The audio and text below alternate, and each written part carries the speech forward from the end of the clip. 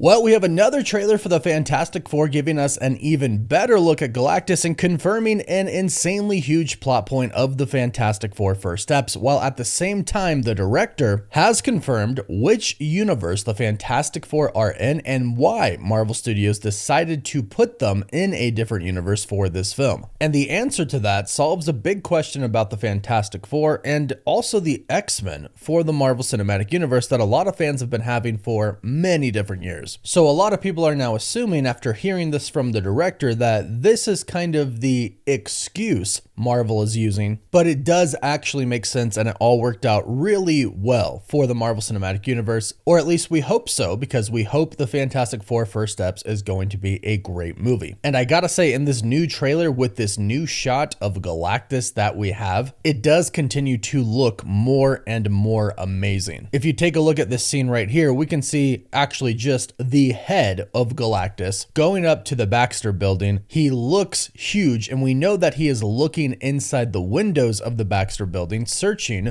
for something or someone, and this is specifically why he goes to Earth. But at the same time, I love how they haven't actually revealed much of Ralph Ineson's face. They really haven't shown us Galactus's face at all, except for in promo images, but never in the trailer. They're teasing us just enough to see, yes, it's Galactus. Yes, it's not a giant cloud. And yes, he's going to be a very terrifying figure in this film, which I can't wait to see. So we'll break down these new Fantastic Four scenes with Galactus, and we'll first start off by breaking down what the director just said in an interview with SFX magazine. So all the way back in 2019 at San Diego Comic-Con Hall H that year, we heard the Marvel Studios president Kevin Feige mention that the Fantastic Four and the mutants are coming. He said he didn't even have time to talk about them during that panel, but they are coming. And that brought up a pretty big question amongst the fandom. Well, kind of a couple. One, how exactly are the Fantastic Four and the mutants going to be introduced in the MCU? And two, which is kind of in the same question, when they introduce them, are they going to act like they have been here the entire time? And if so, what were they doing this entire time? How are you going to explain their absence during all of these major world events in the MCU? The battle at New York, Ultron almost eliminating all of humanity, and of course, Thanos. Well, Marvel Studios took their opportunity with the Fantastic Four to basically avoid that question. But when asked about this and where they were when Thanos came, this is how director Matt Shakman responded.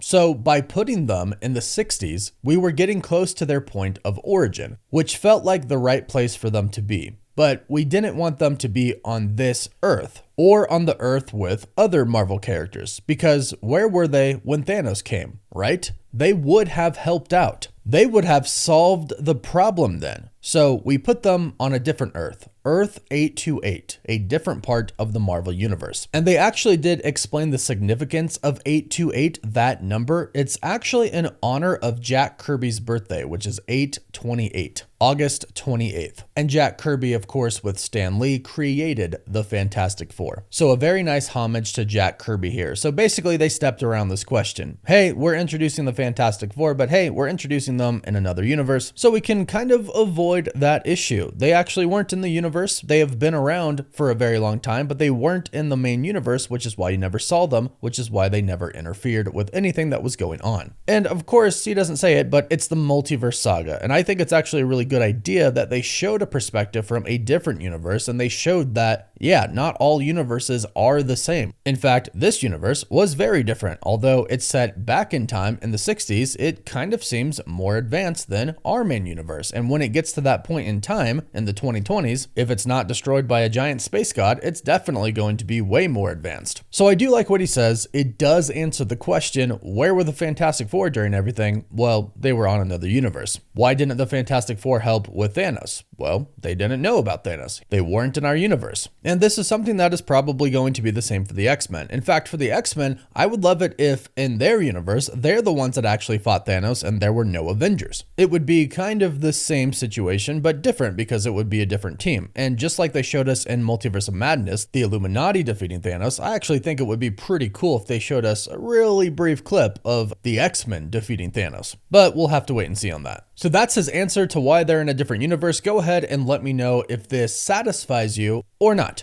Now, moving on to the new Fantastic Four trailer. I do love what they're doing because they do have this retro futuristic style for some of these trailers. Not every trailer is the same, which is great. And for some people who were wondering and who were kind of concerned about Sue Storm being the leader of the Fantastic Four, we've gotten some news that contradicts that. A lot of people have said that they've heard it's going to be woke and that Johnny is not going to be a ladies' man, but that's not seemingly true. And in fact, in this trailer, when they are introducing the individual Fantastic Four members, they introduce Reed Richards and say, Reed, he's all brain. And they show him teaching some kids who are super excited to see what he's showing them, but then they show Johnny and they say, he's hot. And they show the woman swooning over him, so he's still gonna be a ladies' man in this version. They also show a really funny clip of Sue just appearing out of nowhere, of course, because she can turn invisible, on the bed next to Ben in the room with Ben and Johnny, scaring them. And that's interesting to think about because you have to imagine you would kind of always wonder if Sue is there listening invisible to what you're talking about or watching what you're doing. Then they show the Thing and say he's everybody's best friend, including man's best friend, and they show him in what I consider a nice scene petting a dog. But then we get to a new scene with Galactus. We get some footage of the Fantastic Four going into space. Herbie goes with them and he even has his own little compartment there, which is really cool. But then it shows Galactus on Earth. In this scene right here, looking through the window, trying to look for Franklin Richards, the son of Reed Richards and Sue Storm. From what we've been hearing, this movie does very much revolve around Franklin. That's who Galactus wants. Now in the comics, Franklin is just one of the most powerful characters Marvel has ever created. He has the ability to literally create universes. And if that's going to be a similar thing in the comics, then you could see how Galactus would want Franklin. Somebody who has that much power, that much energy for Galactus is very appealing because Galactus always hungers. However, he might just want him as his herald because as they've actually explained already in one of the trailers, the Silver Surfer says that Galactus is a constant. He is necessary, which is true in the comics. They say Galactus is necessary for cosmic balance. So Galactus actually does have to consume planets in order for that balance to occur. If he stops consuming planets and just gets energy from a universe that Franklin would create, or multiple ones that he would create, or energy from him in some way, shape, or form, then the balance would be off because he is not consuming planets, ones that already exist at least. So perhaps he simply wants Franklin to be his herald. That way, nobody could get in Galactus's way because since Galactus has been around since the birth of the universe, he's probably run into some beings that oppose him. And even the Silver Surfer says, "Are you the protectors of this world?" when she goes and engages the Fantastic Four. It sounds like she's ran into protectors before. And Galactus might have had some close calls. Maybe he's even run into some Celestials that have issues. But having somebody as powerful as Franklin would make that significantly easier when he runs into people that actually do oppose him. So perhaps that is why he wants Franklin Richards. But I do love this scene where he's looking through the window. They did show concept art of this a while ago. It's actually one of the first things that they showed to the public. It was at a Comic-Con, and they showed us this photo right here of Galactus looking through the window. And even some insiders at the time said that he was searching for Franklin, and now that has definitely proven to be true. But I think it looks amazing. Overall, I think Galactus so far looks amazing, and I love how they haven't showed us him entirely. But go ahead, let me know your thoughts about all of this, the other universe, and Galactus and Franklin in the comments down below. Please don't forget to like this video and subscribe so you don't miss out on any of the latest Fantastic Four news, rumors, or leaks. You can also find us on TikTok, Instagram, Twitter, Facebook, and Snapchat. And as always, thank you all so much for watching.